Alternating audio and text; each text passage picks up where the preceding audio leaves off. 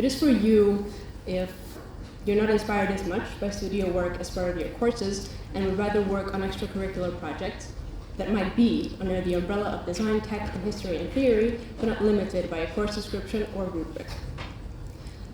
I would encourage you to look at the types of assignments that upper years work on in the studio and decide for yourself if that is something you would like to pursue in the future.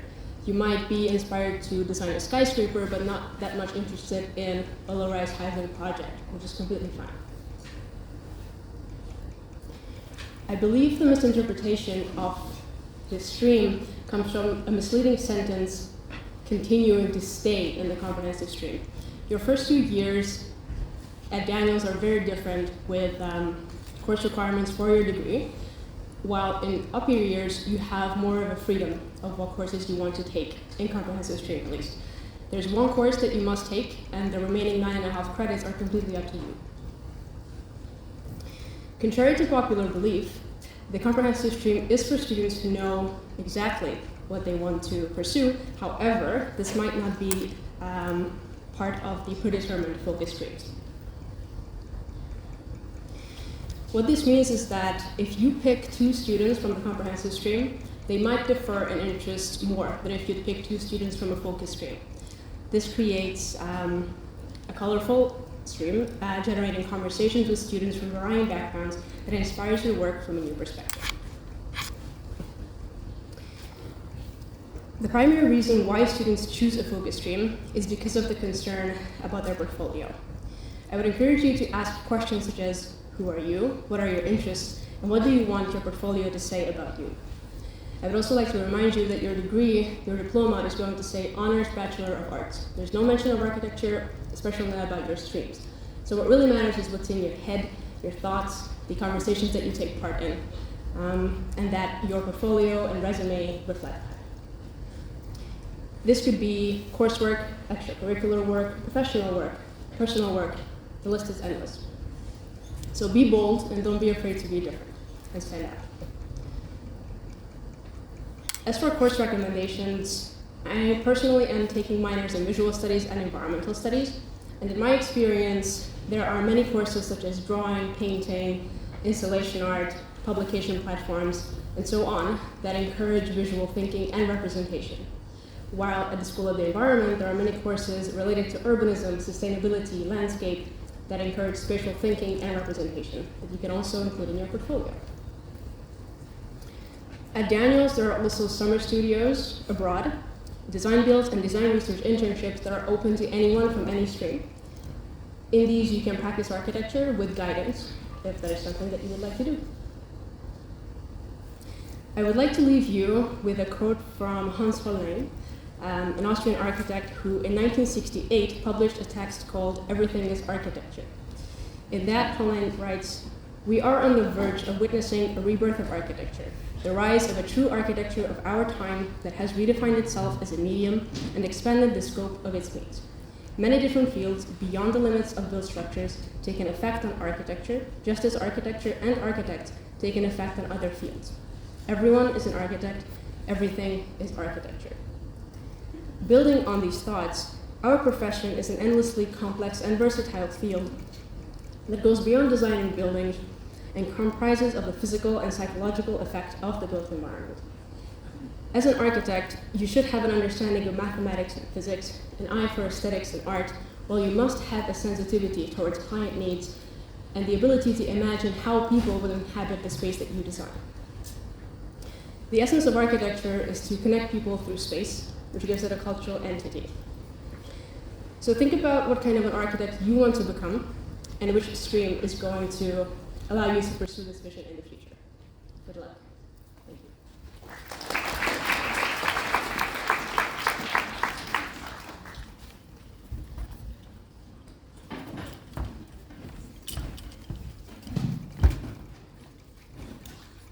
All right, thank you so much, Dorothea, for the wonderful presentation. And next up, we'll have Connor, who's in his 4th year in the history stream.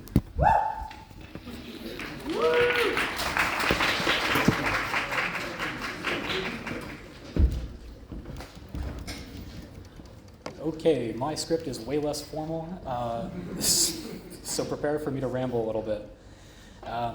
Basically, here's your introduction to the history and theory stream. We are, in essence, one of the smallest streams. Well, let's not mince words. We're the smallest stream. There's 4 of us in the 4th year at the moment. So a little bit of background about myself. I grew up in Oakville, not too far away. I didn't really move that far for school. My experience has been impacted pretty heavily by COVID, as is a lot of 3rd and 4th years, because I had online school for the second half of my 1st year and all of my 2nd year. What I learned from those first 2 years is that Studio didn't really give me as much focus on the theory of my designs that I wanted. Like, I really got in there and I wanted to explain, like, here's why I made every single choice, but we didn't really have enough time for that, which is why I went into this specific stream. As you probably saw on the bottom of that slide, I'm also graduating this year, but it's been mentioned, so I won't focus on it. Degree titles, as Dorothea mentioned, most of this doesn't show up on your actual diploma, but I am taking a cinema studies minor, just kind of to prove that you can do other things than the specialist degree, and 2 certificates. The history and theory stream makes it very easy to get the certificate in global studies or the built environment, because a lot of the course requirements you already do, or they count towards both. So if you are interested in pursuing this stream, totally do check out both of these certificates. They are just extra little things you can get on your degree pretty easily. So post submissions, this is not a recommendation. The requirements might be different this year, I don't know that. But what I submitted was basically a short interest letter stating why I wanted to go into the stream. And then a writing sample, which I used a little thing I wrote for JAV 152 that I thought was pretty good. And that was enough to get me into the stream. So your mileage may vary, but it's not that hard. Some of my work samples from my upper year projects. History and theory is a very non-visual stream, so these are kind of boring. They're just essay titles. But to give you a general idea of what I've been writing about in 3rd and 4th year, I wrote about the Maison Domino and sort of the impacts that it's had on modern architecture in general. I wrote on Le Corbusier's principle of acoustics, which was a fun paper. I wrote on Maya Lin's design for the MoCA in New York, Museum of Chinese in America, which was a very interesting paper to write about contemporary stuff. And more recently for 451 with Jason Gwynn, I wrote Extraction and Understanding, which was about lithium extraction in Bolivia, which was an interesting turn for sort of a less architectural paper and course. It was fun. I also included some of the courses that I've taken, in case you wanted to ask me specific questions about specific courses in the Q&A period. Some of my favorite courses have been 300 and 400 level courses, so I have really enjoyed my time in the stream. History of architectural knowledge and housing, those were both quite fun, if very much historical focused. And I also enjoyed some of the fine arts stuff that I've taken. Myth and ancient art and European Renaissance architecture were both quite good. In my 4th year, I've taken more than you actually need to in terms of 400 level courses. I'm pretty sure you'll need 1.5 credits, but I took 2 because they are interesting courses. I've also taken, as you can see, a lot of film courses for my film minor. The workload of history and theory in 3rd and 4th year is not so much that you can't do other stuff, which I have quite enjoyed. Especially coming back from COVID, I really took the opportunity to do more extracurriculars and stuff. So if you're nervous about all the writing, don't be. My very short pros and cons list. I enjoy learning about theory, so that was a really cool thing that I had the option to do. Also, not having to deal with printing and model making is very convenient. I really appreciate not having to do all that for Studio. You get a fair amount of choice in courses, especially in 4th year with the advanced topics. They're usually all different, so you get to choose a specific topic that you're interested in and really do sort of a deep dive into that topic with someone who knows a lot about it, which is my next point. I also found it subjectively easier to express my ideas through words instead of design. That might not be true for all of you, and if it isn't, then I suggest the design stream. I also really enjoy leaning into the sort of abstract part of the degree. The professional degree is not a thing in Canada anymore, so no matter what you do, you won't graduate this course with the ability to become an architect right away. And in light of that information, I wanted to lean into sort of more of the fundamentals and the theory, so that if I do decide to go into an MArch program and become an architect, I would have those fundamentals to rely on. On the con side, there is a lot of writing. I am just going to be straight up about that. It's a lot of writing. Most of the courses that you take will be final exam, not an exam, final essay. That'll be 2,000 to 3,000 words. So prepare to write a lot. You're also closed off from some courses. You can't take studio, and we have basically nothing that's exclusive to the stream, probably due to its very small size. But you do get a fair amount of choice otherwise. The options are fairly open as to what counts for your credits. As I mentioned earlier, it's also a very non-visual stream, so everything I have to show off is papers instead of like drawings. So it's a little bit harder to make a portfolio, but you can still make it happen if you want. There's also less focus on design and technology, which is probably implied, but if you want to focus on those things, you should go into those streams. Some of my expectations to wrap my short presentation up, I had hoped for more opportunities to focus on theory and apply the theory to design, which I didn't really get as much of as I had hoped. But there was certainly enough emphasis on theory to make up for that, or history to make up for that. There's a lot to learn about in the history of architecture, and this is, I think, one of the best ways to do it. So in summation, it's really cool if you like to write about history. Thanks.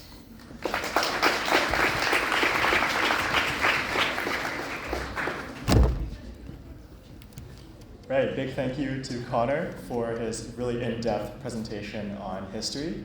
Next up, I'd like to welcome one of my good friends, Jason Lee, to talk about TechStream.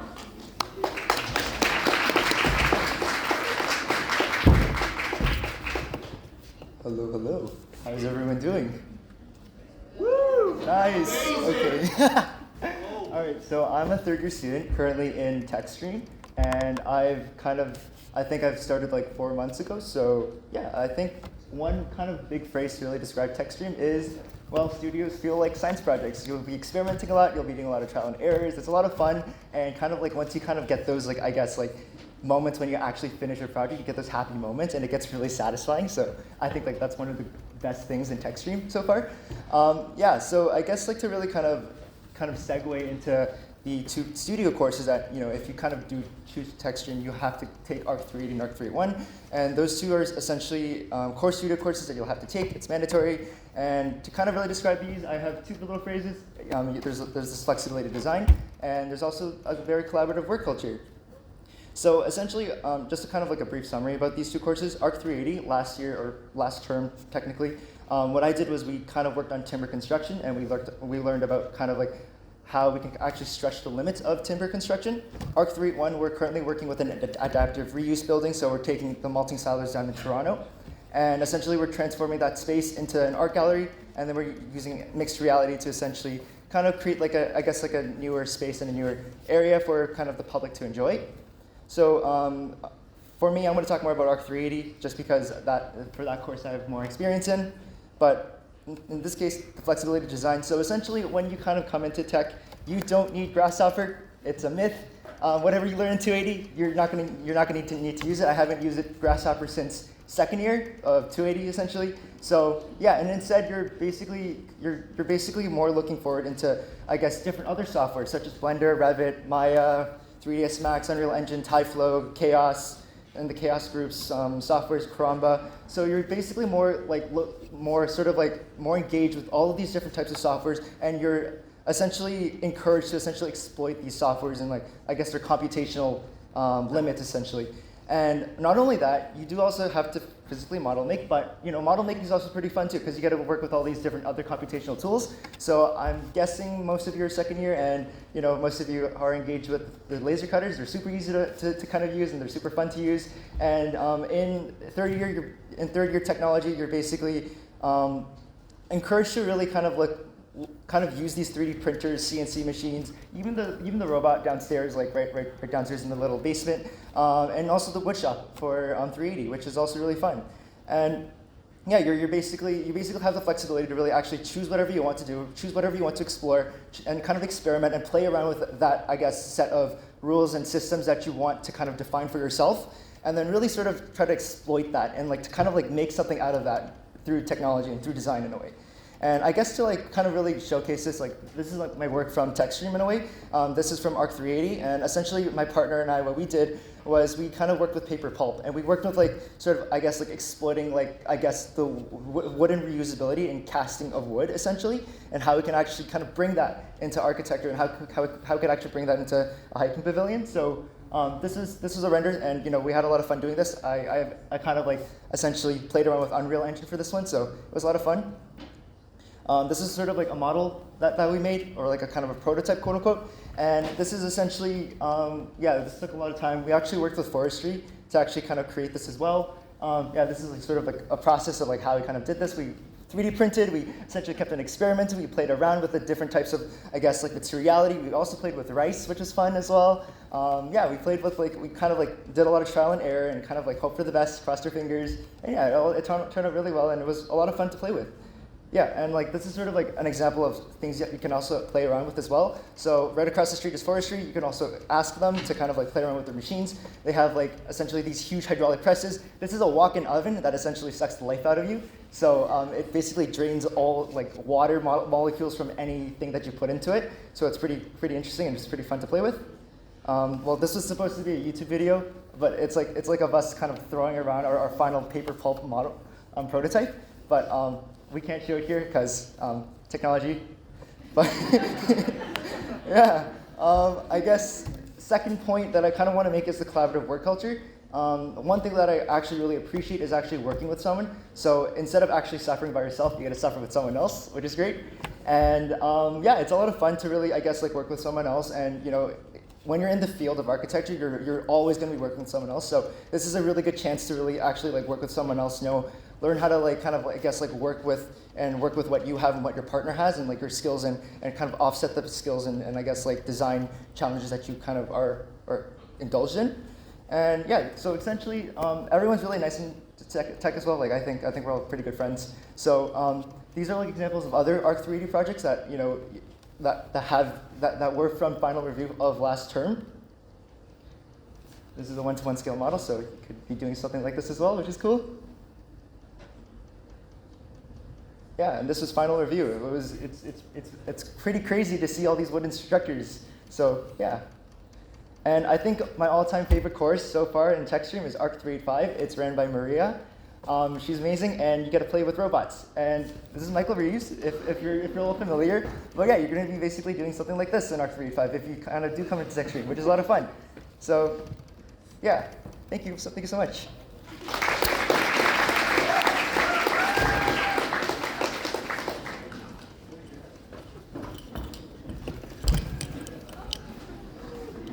Thank you so much, Jason, for a very exciting presentation. Next up, we have Shannon, who's a good friend of mine, and you may have seen her around in the laser cutting lab if you do that. And yeah. Please welcome.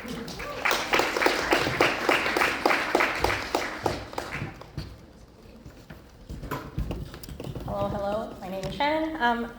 Again, I'm a fourth-year TechStream. You've probably caught me hanging around in the studio the off chances that I am here. I also have trained many of you on the laser cutter labs. So you'll see a video of, I don't know if this works actually.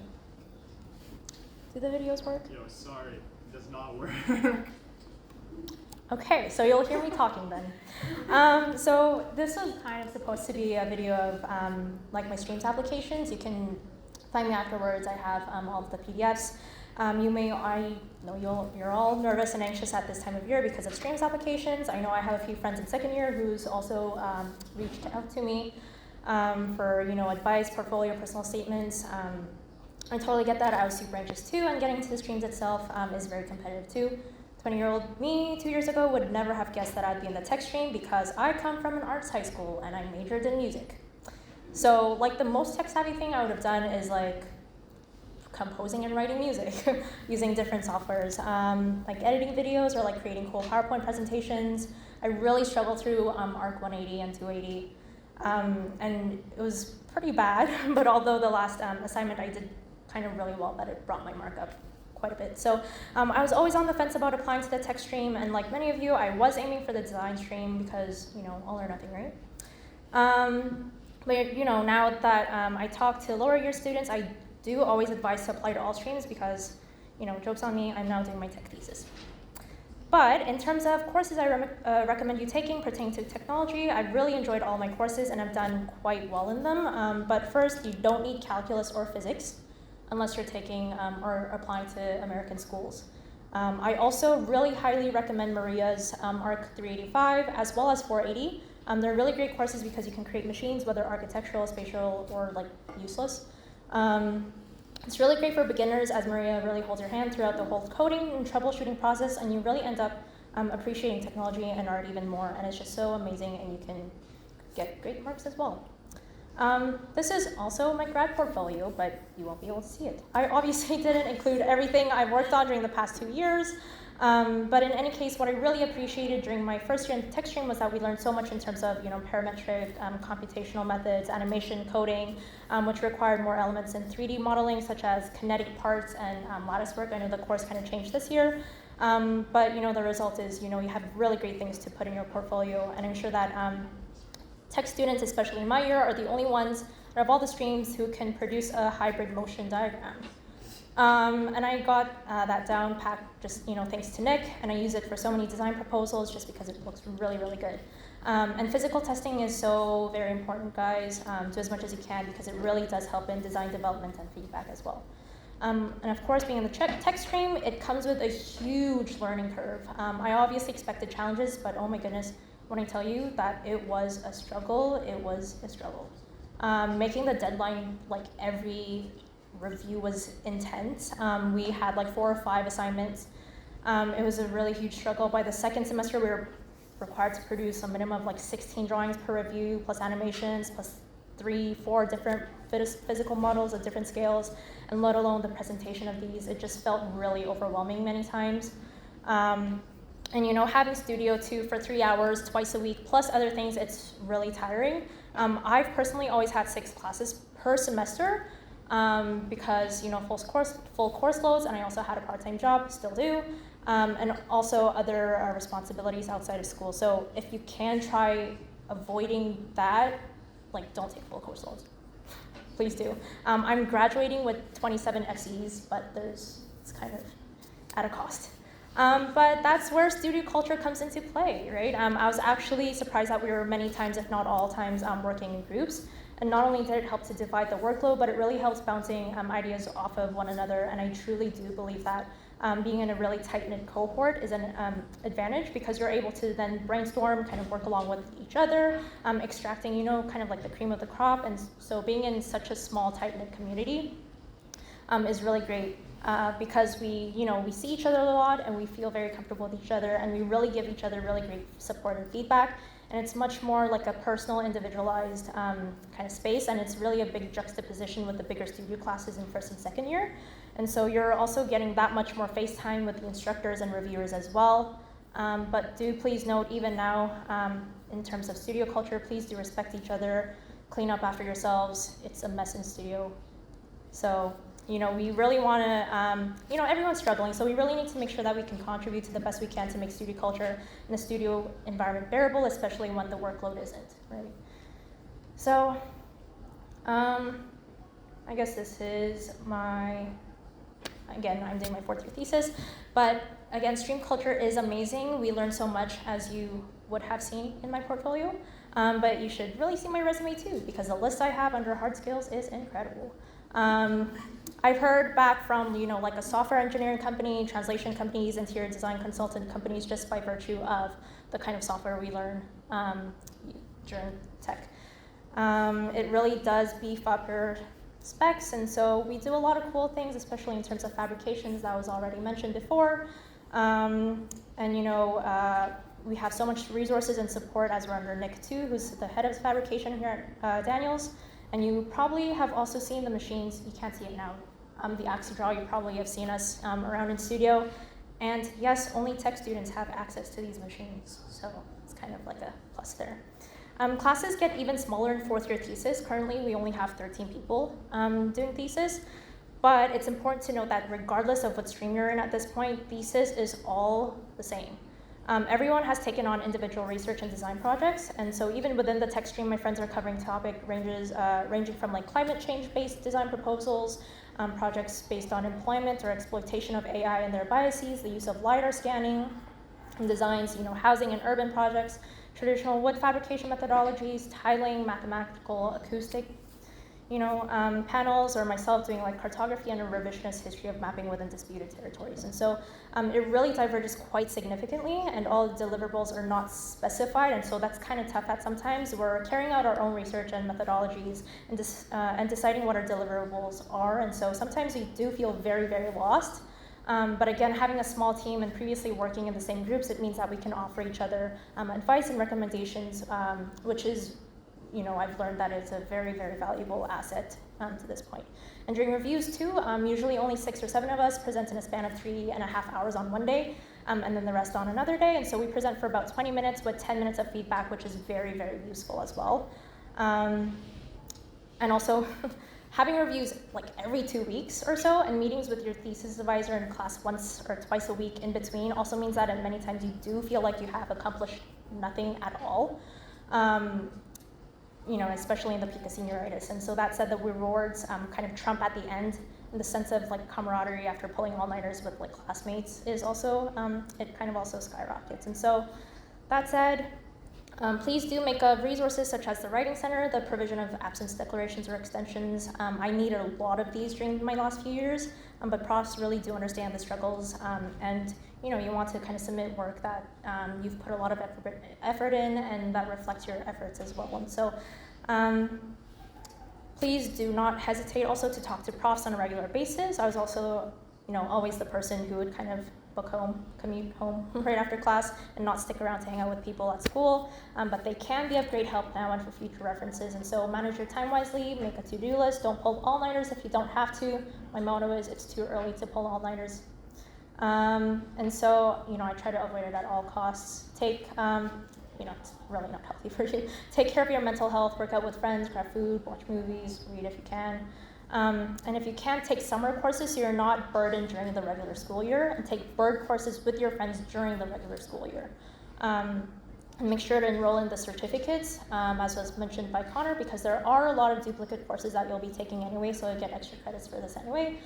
And apply to organizations or student groups if you can. So I was a first and second year rep for AALD previously, and now a work study for the fabrication lab. I volunteered many times, and in terms of applications, try to edit your portfolio, whether for streams or for grad school, anytime you get the chance, because you never want to be like me and procrastinate and do all of it 2 nights before it's due. So, make sure you have enough time to make whatever edits necessary, and especially when reworking projects, and have others give you feedback on your portfolio and statements of interest. And so that's basically it for now. I know it's quite a spiel, but if you do have any other questions, feel free to reach out. This is my Instagram handle and Discord. But yeah, thanks for listening, and I hope this kind of gave you a better idea of what kind of 3rd and 4th year tech is like.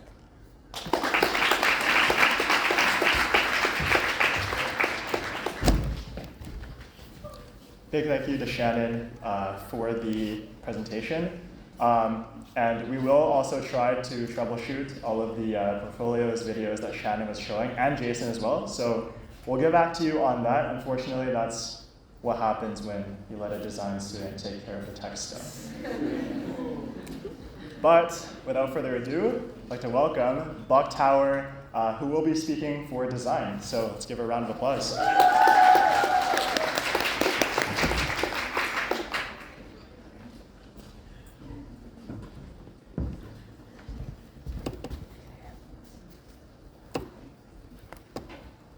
Okay. Hi, everyone. Can everyone hear me? I just want to make sure. Okay, perfect. Hi, everyone. Thank you for coming. Today I'm going to be talking about the design stream and my personal experience in it. So just to introduce myself, a little bit about me. My name is Buck Tower. I'm a 3rd year, and like I said, I'm in the design stream. I'm also doing a minor in urban studies, And I wanted to go about this in more of a storytelling type of way, so I'll take you through a semester in the life of a design student.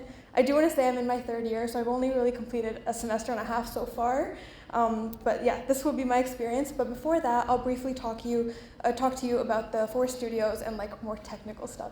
So to start, the 4 studios that are offered in third year, there's a housing and landscape in each semester, and just to briefly explain them, in first semester landscape, you analyze an iconic garden, so you draw in present day, in the past, and then you make a proposal for how you want it to look in 60 years. First semester housing is a precedent of a house that already exists, a site study for Kensington Market, and then a house design for 2 to 3 people. For second semester, the housing course is a precedent study and then designing a student residence building. And second semester landscape is a site analysis, conceptual models, and designing an intervention. I personally took first semester landscape and second semester housing, but you can really do any mix of the studios depending on your interest and your skill set. I was also asked if design people and comprehensive people have the same or different courses, and the only course that really differentiates design and comprehensive is the studios. All your other electives or art courses will be the same and mixed with the other streams. Studio classes happen 2 times a week, not just 1, and they're worth 1 full credit, so they count as 2 courses in second year. This means that you take 4 courses in a semester for like a regular course load. Another key difference is that they're 2 practicals each week rather than a lecture and then a practical. Studio classes will either be on Mondays and Thursdays or Tuesdays and Fridays. These classes is honestly what your entire week will be structured around. It's important to realize that unlike technology, design is a much more individual work type of stream. So far, we've had to do 1 group project that was like mini and lasted a week. Other than that, you're working on everything on your own. Here's Tim with the work that he did individually. It's also important to realize that Anyway, when you walk into your first class and you find a seat in studio, everyone looks just kind of as intimidated as you, and there's a few friendly faces you recognize from Zoom or past years. In my first semester, there were quite a few faces I recognized, but this semester, only a few. You'll also meet new people, so don't be alarmed if you don't know anybody. In terms of studio culture, I would say my last class felt like a community. We all helped each other, and there was a lot of positive discussion, crits, feedback, and even some deep chats. However, I've also been in a class that's quiet, no one really helps each other out, so I would say studio culture shifts a lot depending on the class you're in. I would say the best way is to initiate conversation with people and see if they're willing to reciprocate, and that way you kind of find your people and see who's like willing to talk to you. And although you're all suffering, you're suffering together, and that makes it better. Studio is often fast-paced, and so in your first class, you're already expected to bring something back. Something that shocked me is that although there's about 20 people in each studio and you have 3 whole hours, it often still doesn't feel like enough time for feedback or to ask all the questions you wanted. In fact, my studio last semester used to be 6 p.m. to 9 p.m., but for the second half of the semester, my prof changed it from 4 to 9. That was very kind of her, and it gave us a lot more time. I would also say that studio is the focal point of every semester, and every class is kind of on the back burner or in second priority in comparison to studio.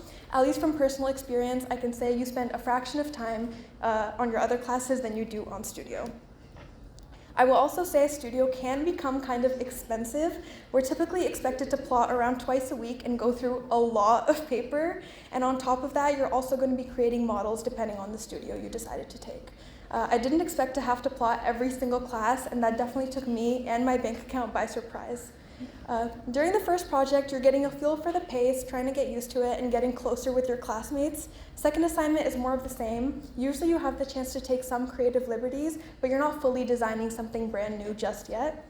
You will be stressed and worried about time, but I would say by the time every review comes around, it's normal to be nervous, but you're also excited. You've been putting all this energy and time into your assignment, and you want to present it, and it feels rewarding. Here's me and Taya on our way to our first review last semester, and we were stressed, but look how excited we look. And then you're at your final assignment. So in your final assignment is when you finally start to design something from scratch. You're typically given a lot of freedom, and there's no such thing as time or money constraints when you're designing. You can be as ambitious as you'd like. There's also no guides like verbs for ARC 201 or typologies for ARC 200. It's very open, which can be exciting, but also nerve-wracking. And I would say final season is probably the most stressful or rushed. There's some lows, and there will be moments you're stressed and tired and think everything is doomed, but I swear once it's over, you feel so accomplished. I would be lying if I said studio is easy, and it was easy to have a good sleep schedule, take care of yourself, have your whole life together, never be burnt out, all of that. Unfortunately, the workload is heavy, and having your life together is not always possible, but it is hard. There will be times you're tired, and that's expected, but hopefully design is something you love, and you know that you'll feel accomplished, and it will be worth it at the end. Once you're done, it's so rewarding, you feel so happy, and it's like the end of an era. At the end of last semester, we all went out to celebrate, and although you suffered sometimes, you're never alone, and you made some great people. I hope this presentation made you more aware of what design is like. If I had to go back and choose to do it again, I absolutely would. I've learned so much, and I've discovered designing is something I want to excel at and work on. If you're willing to put in the effort, you will be rewarded with great work for your portfolio, connections with fellow students and professors, and lovely memories. Thank you.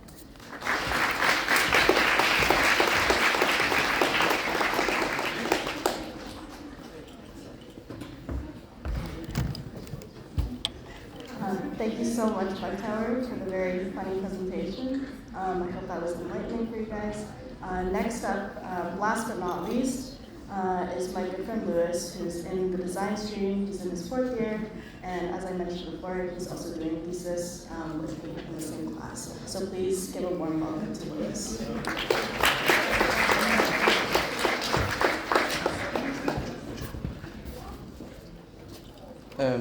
Hello guys, my name is Lewis. I'm a 4th year undergrad doing a thesis with Adela. So my presentation will be more kind of my experience and why I picked the design stream. So for me there was no option, it was like design or nothing.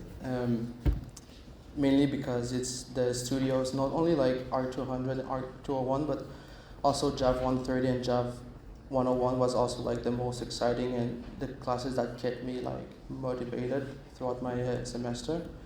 And also thesis was also the main reason why I wanted to do it. It's I think the opportunity to do a class that is tailored to your interests and really like kind of interested me. Okay. So this is my lifestyle, which is not very healthy, but I just want to start by saying that you can succeed in design stream even though if you need like 8 hours of sleep. And it's all about balance. I don't have, but like, so yeah, I'm not very good at managing my work time, and like I like to work at night, so that's why I'm almost an ambassador for Red Bull. So everybody knows by now that like the studios are pretty heavy, and mentally and something like you don't get to sleep a lot, but it's fine. You'll get through it, and you'll also learn to like work last minute sometimes. Like the other design student presented them, I picked both architecture studios. For the fall semester, I was very kind of thinking about taking the landscape because of Benaz, which is a very drawing-based studio. But the reason why I ended up picking 361, which is the architecture one, is because I really wanted to work with Adrian Pfeiffer. And it ended up being like a very nice experience. And he taught me to think outside the box and to not like constrain myself into operating into the precedents that I used to like, and just to look and be open-minded would kind of really change the way that I experimented and lived my 361 experience.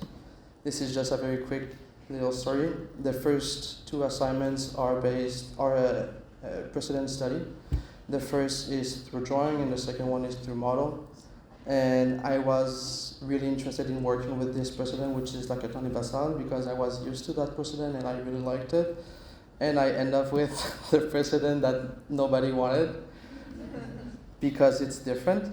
And at the beginning I was like kind of, I don't want to do this, but at the end like end up being a very, very nice experience of like looking at architecture and at the analysis and how to represent to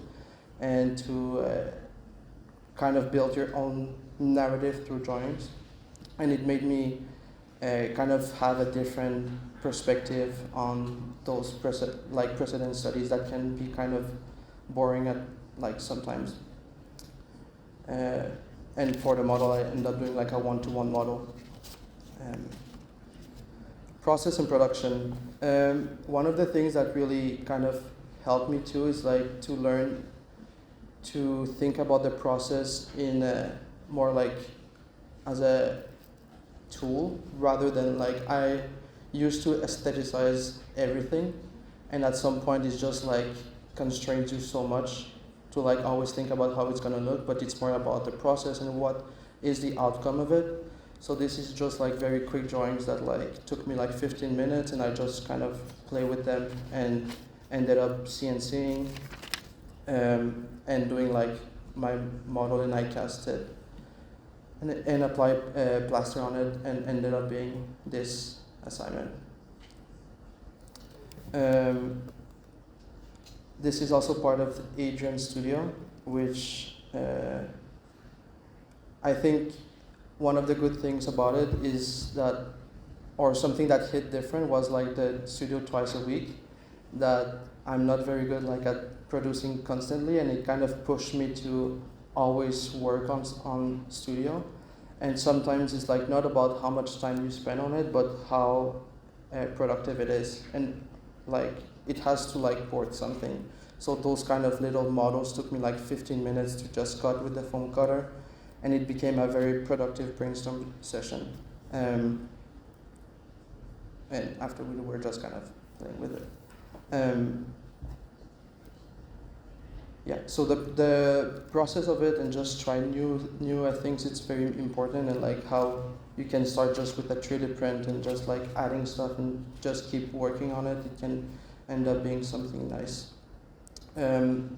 Something about 362, that is the architecture one, that also like I really appreciated was to not stop at the first idea, to always challenge yourself and challenge your own ideas, and kind of find this sweet spot where like you think that this option is better, or like it's not just about like, okay, I'm taking this option and I'm just gonna go through all of it. Sometimes you're gonna end up designing the entire project like 5 days before the review, like it happened to me, but it's fine.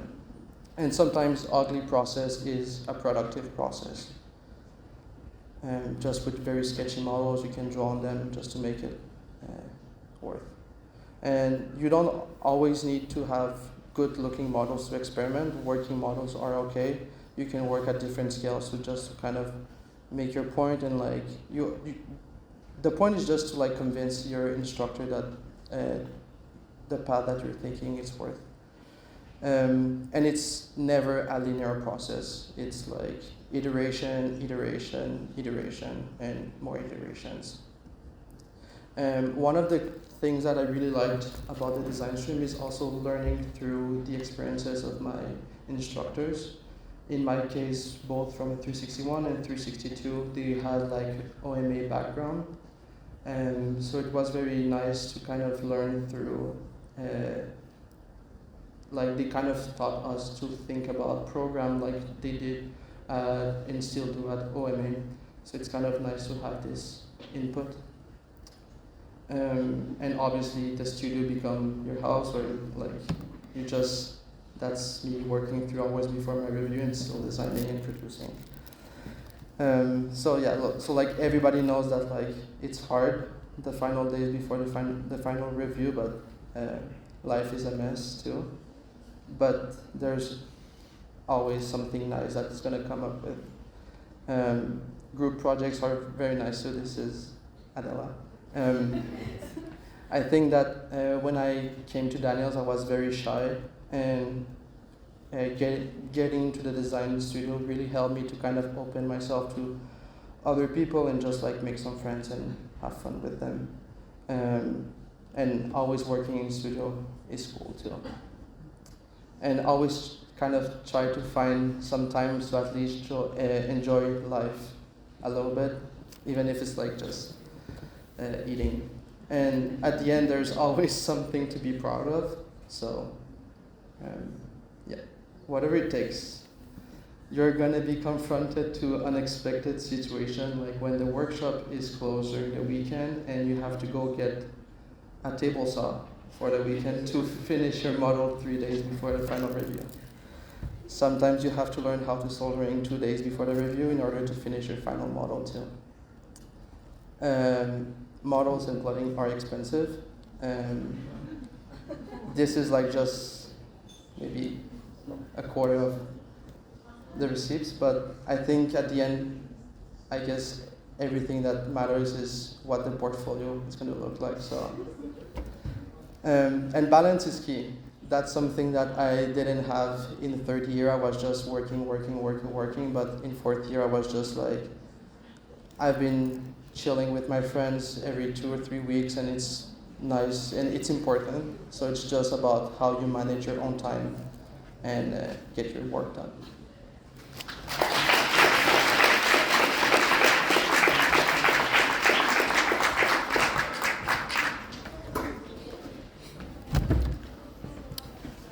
All right, so that does conclude our presentations. Again, a big thank you to all of our speakers. And as promised, before we enter the Q&A, we'll just see if Shannon's slides will work again.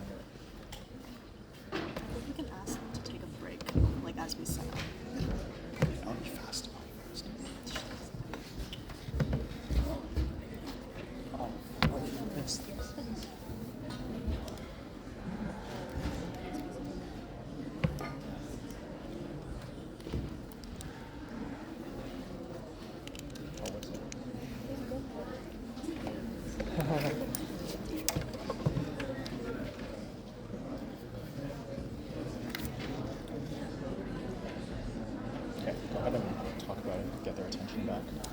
Hello. Okay, so hold on. Let me see if I can get this working. If not, that's unfortunate. Okay, there we go. Okay, so you have my undergrad stream portfolio. This is kind of all the projects here. You'll see projects from, a lot of projects from second year courses. Actually, I only had one first year course, and then I did have a separate miscellaneous page to kind of showcase my other pages, or my other skills. And this is my master's portfolio. So here you can kind of see like the work that I produced in third and fourth year, which you might kind of be interested in. So these are again the hybrid motion diagrams, which are pretty cool. You get a lot of talk, especially during reviews too. They always point out that hybrid motion drawings are really cool. So these are kind of like the kinetic components and elements that our course went through. And again, you see a lot of kind of 3D models. I learned how to knit for this project, which was pretty fun. I did include a few second year projects like the tower. We did 280 during COVID.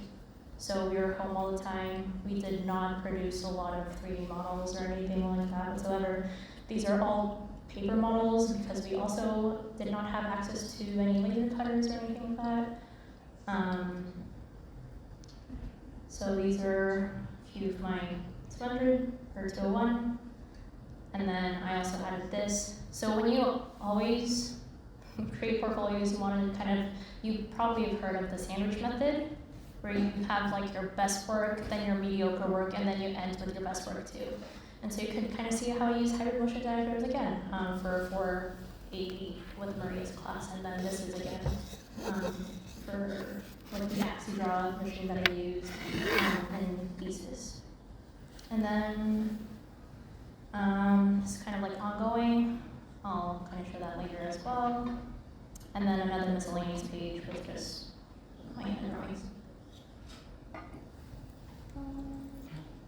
So you can see here again the kind of work that we did in first semester with our researches to our thesis.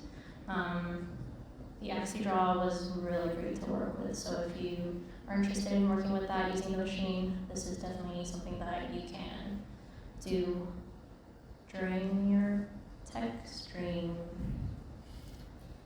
Let's see.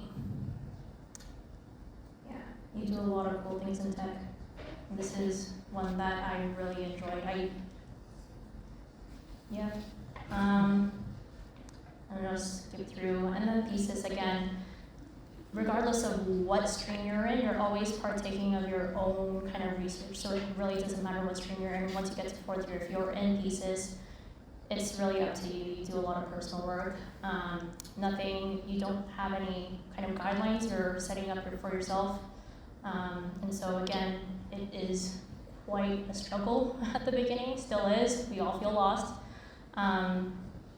But it is very interesting, and it's something that you can kind of be proud of producing. And we do finish with like an academic paper at the end, so that if you ever want to like produce or like publish in journals or whatnot, you can kind of use the same papers to do that as well.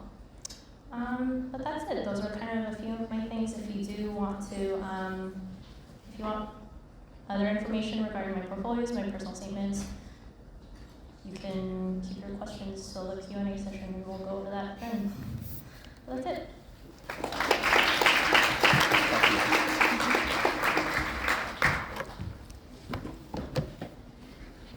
Okay, and just before we do our Q&A, we do have this little video from Jason. Let's see if this works. There we go.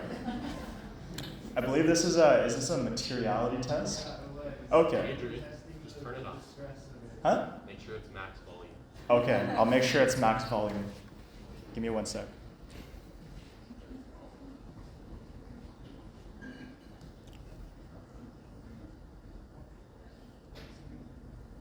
All right, here goes nothing.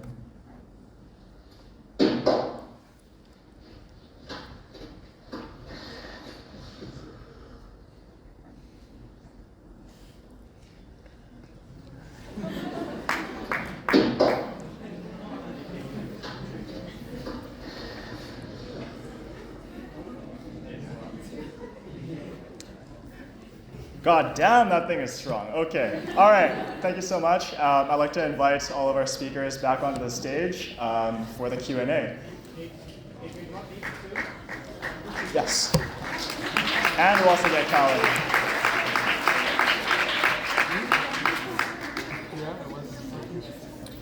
All right, so as we're getting prepared, if you have any questions in mind, just, I guess, start thinking them up. We'll have Taya and Alyssa with microphones, so just raise your hand if you have a question for any of our speakers, and they'll get the microphone to you.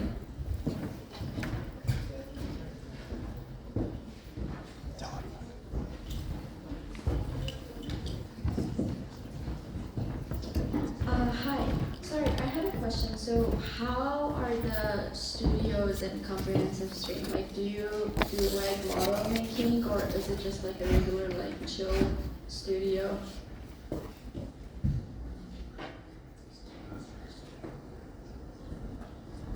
Comprehensive. I'm so sorry. I totally blanked out and thought you were asking a design student question. Can you please repeat the question? I'm so sorry. Like, are the studios? I'm here. Yes. Are the studios like, I don't know, like ARC 201? Like, do we make models, drawings, or is it not like a actual studio? Like, how do like the studios work in comprehensive stream? So, newsflash, there are no studios in comprehensive stream from third year.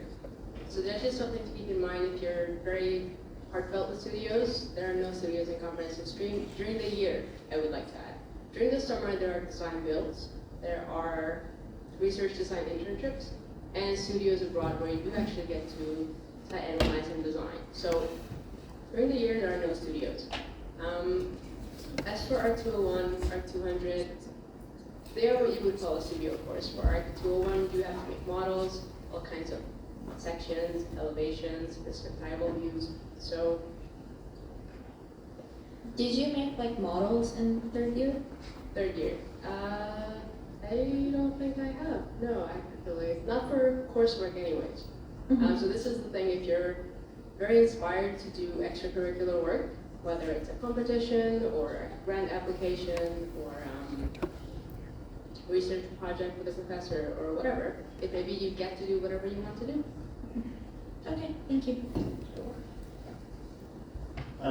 Hey guys, I didn't present because I'm supposed to have thesis class right now, but my name is Callum.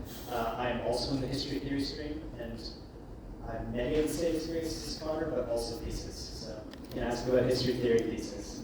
I was given a deliverable, I'll just put that out there, 40 pages, 10 to 12,000 words. That's like what a history theory thesis is, if you're interested. It's not as much as it seems. And maybe just to add on to the question, so yeah, as of now, Comprehensive doesn't have like an official kind of exclusive studio the same way that the other streams do. However, I have heard rumblings, only rumblings, that Comprehensive... They are more than rumblings. I am Yeah. Absolute Vice President Academic. Petros has promised Comprehensive Studio is coming. Probably not next year, but soon. Yikes. Okay, well that answers that. I think we also did have a hand up over there before we answer any other questions. So for the comprehensive stream, what are some things that students should consider in terms of extracurriculars or academics so that they don't fall behind in their application to master's program? Can you raise your hand while you're sitting? I'm so sorry. Thank you very much. Expectations, extracurriculars, applications. Yes. I did forget to mention that there are courses that you can take third and fourth year called Working with Wood Casting that are open to comprehensive stream students where you can make models. I personally haven't taken them yet, but there are these opportunities. Just to complete my previous question.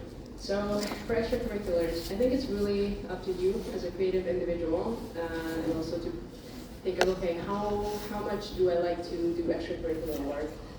How much am I intrigued to look at all these different design competition call-outs that are happening, not necessarily within the walls of Daniel, so you really have to go out of your way. If this is something that you're obsessed with, then you're like, yeah, I want to design this or that, but not what I'm shown in my courses, then absolutely I would encourage you to do that. There's also many resources on Instagram. A lot of students or clubs share these competitions that they find, such as one called Timber Fever, where you get to build a timber structure in a few days. There's also an Evolo skyscraper competition about skyscrapers. That's quite popular. There's also Deluxe, which is a window company. They have daylight and architecture call out every other year, where you can design anything in the theme of daylight. So my answer to that question is you do have to get out of your way to find these opportunities, but I feel like they are very rewarding and do make your application stand out. Can you repeat the Windows company? Absolutely, Velux, V-E-L-U-X. And if you search, I think, Daylight and Architecture Competition, it should also come up. Other than competitions, what would you say other like extracurriculars? Extracurricular competitions. U of T has a handful of grant applications, actually. For example, related to sustainability, if you're into that kind of stuff. So that's one. There's a student grant every year. There's also innovation prizes where you can really submit anything that you're interested in.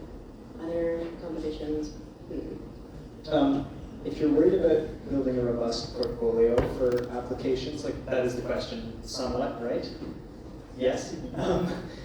You can take special topics courses as in any stream in third year and advanced topics courses in fourth year. Those are always tailored to the professor's interests.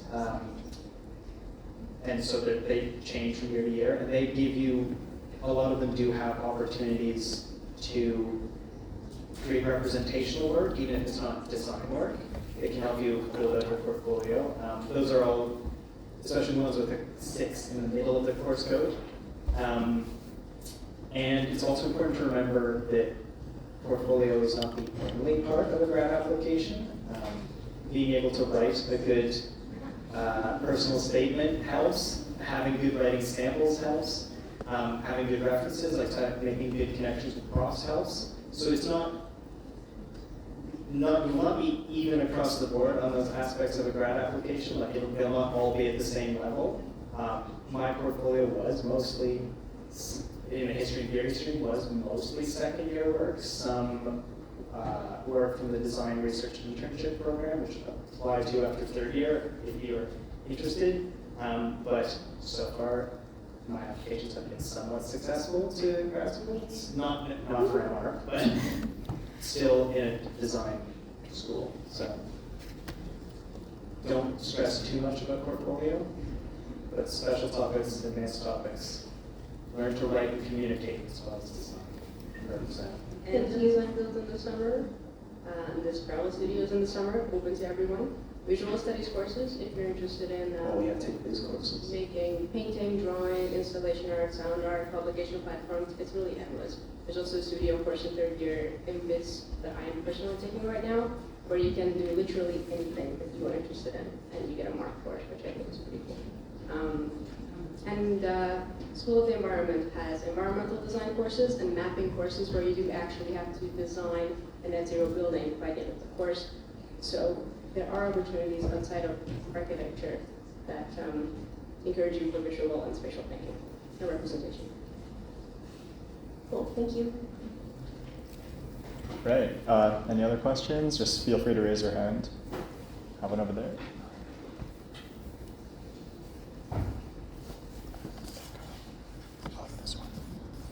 Hi, I just wanted to know, what was the most common software that you used in each of your streams? How did you find them, and were they easy to learn? Microsoft Word. It's pretty easy. But also, you can tell some cool tricks with it. Ask Peter Seal. For tech, Rhino for 380, R380, and Blender for R381. For design, I'd say Rhino for 3D modeling, and then Adobe Illustrator for creating the drawing. I would encourage everyone to pursue the Adobe Creative Suite. I think, especially when you put together your portfolio, it's really allows you to make it unique. I personally am obsessed with freehand drawing on paper, so don't be shy to use all of these different skills that you have to make a project your own. And I do use Rhino, actually, even though I'm not in the stream, on a weekly basis for my extracurricular involvements. So whatever it is that you're interested in, whatever software works for you, I think, well, please do say if I'm saying something that you don't agree with. But I think when you think of what stream you want to apply to, also think of what kind of software am I interested in? How do I think when I design? For example, this is the way that I always explain it. In Rhino, you draw a line. In Grasshopper, you say point height, it draws the line for you. It shows a different kind of thinking in your mind. So definitely try these things out. In second year, you have the perfect chance to do that in the different courses and really discover how you are. Also, before I forget, Louis did say that we do have student licenses, so just be careful that you don't pay for something that you don't have to. There's a lot of resources as well, including like Rhino licenses, as you know, V-Ray licenses, and anything like that. So make sure to kind of use that to your advantage. Also for thesis, a lot of people have been using like climate data softwares. I personally used a lot of the coding softwares like Processing and Arduino. So try to keep in mind too that you're not kind of restricted to like 3D modeling softwares or visual representations or anything like that, but you do also have the option of coding and all of that to add into.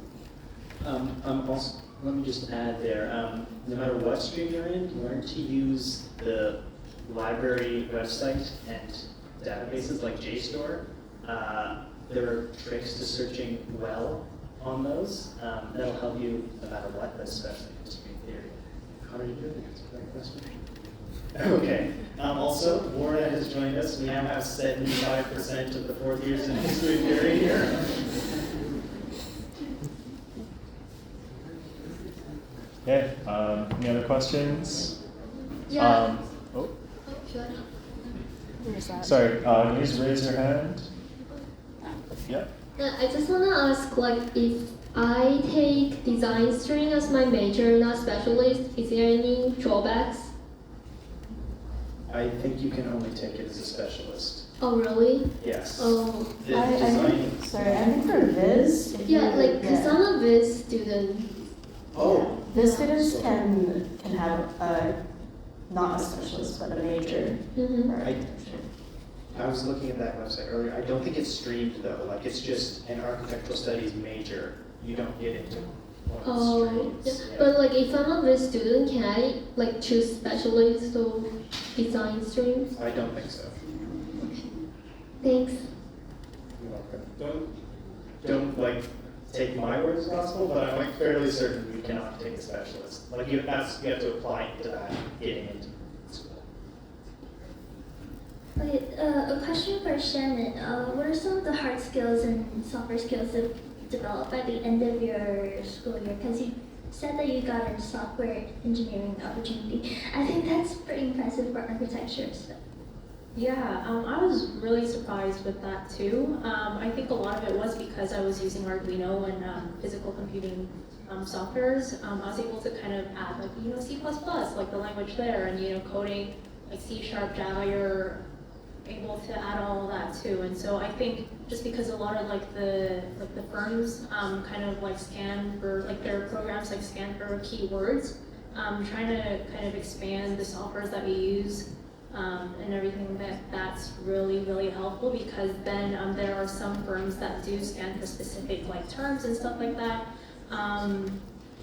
So yeah, a lot of hard skills like the different types of coding languages, but then as a work study I'm also using like different softwares for like GraphCAD, like laser cutting, that type of thing, and like 3D modeling, structure printers. Like I have all that included. So any kind of resource that you're able to come across, make sure to add that, because that does increase your kind of exploitation to these firms and companies. So if you come find me afterwards, I can also show you my resume if that's what you're interested in. Thank you. Oh, yeah, 385 and 480, the courses that I recommended previously with the coding programs, they're not restricted to tech students. So whether you're in design, comprehensive, history, you're all able to take that too. And there are also really great projects that you can add in your portfolio too. And so if you're kind of worried about if you're comprehensive and you're trying to produce work, make sure to take those too. All right, do we have any more questions? Back there? For the design stream, like, how did you learn the software so quick? Because it must have been like a big jump, and then like having so many studios each week and like having to work at like such a fast pace. How did you like get so professional or like advanced in all the softwares?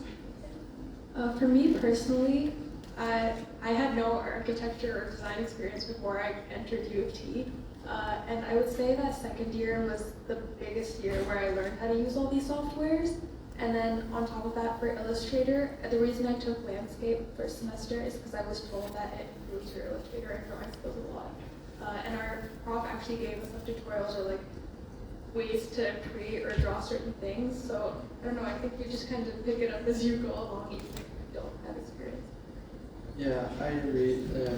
I think that just doing, it also depends how you like to work. Like for example, I use Illustrator just to do my line work, so all my hatches and all the post make 2D production, I do it in a Rhino. So there's different ways of kind of working, but it's just like the more time you spend on with the software, the better you're gonna get.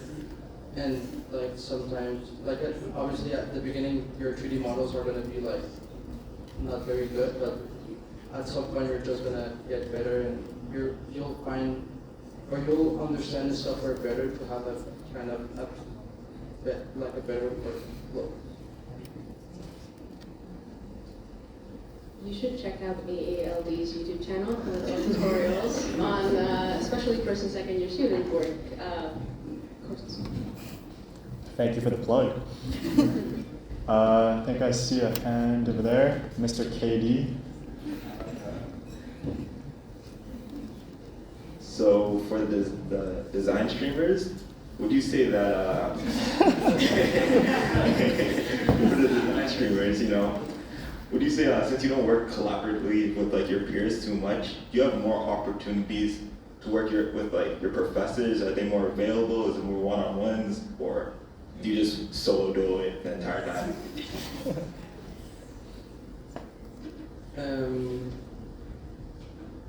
Yeah, it's more individual work in terms of like design. But for example, for 361 and 362 that are both architecture studios, we have to do a kind of a little group assignment. In 261 we had like a huge group model that like everybody kind of collaborated on it.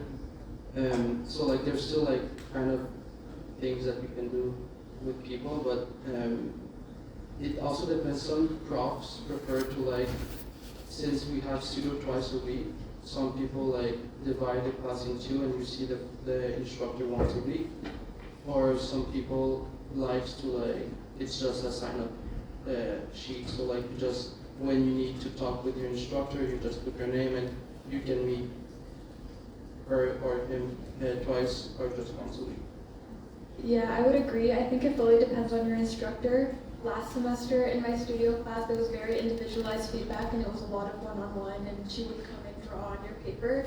This semester, however, it's often, we're split into groups of 4, and then we just all get collective feedback, or like, you're in this group of 4 and your prof is like, guys, look at this person, this is good, and then he like flips it over to you, so it's not as individualized. I would say it fully depends on your professor and their style.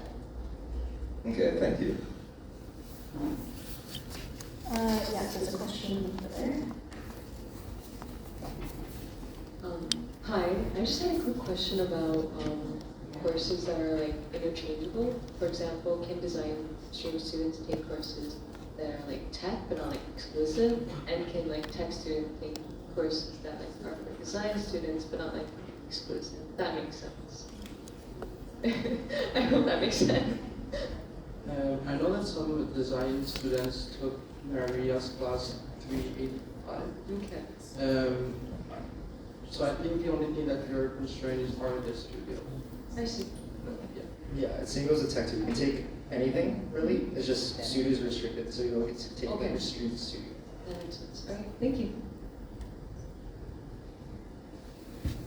Yep, I think we have a hand up in the front.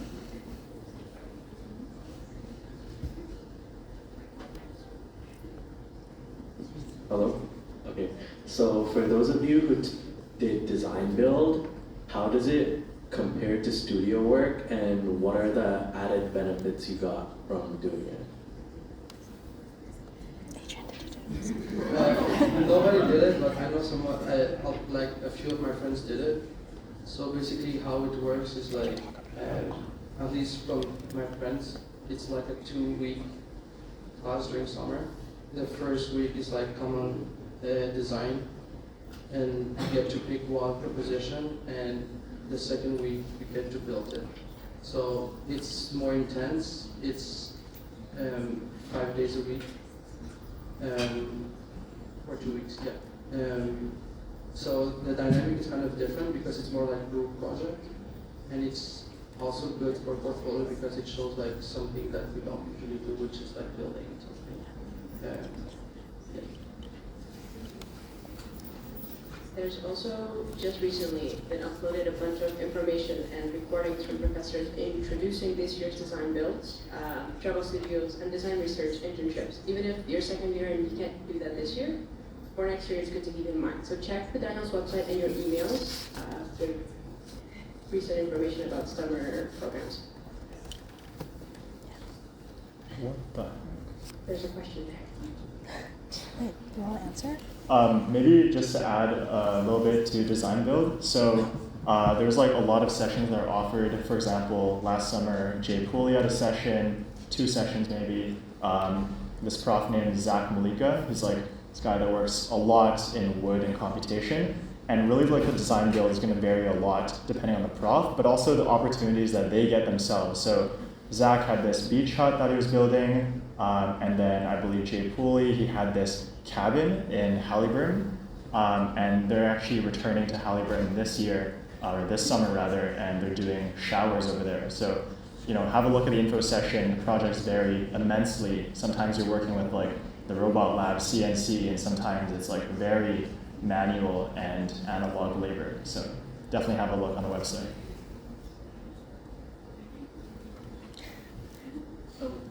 Myself. This is for the design streamers. So a lot of the second years have the 201 and 280 at the same time.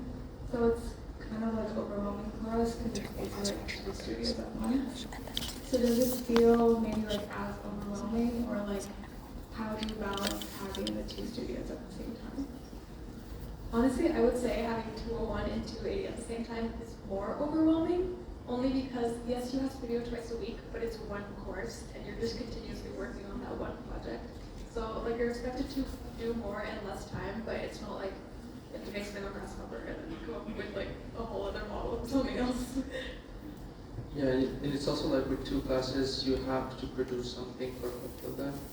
In the studios, it's like you go to your own pace. Like if, for example, 1 week you're more busy with your theoretical classes, you'll spend a little bit less time on the studio. So it's honestly just how you manage your work.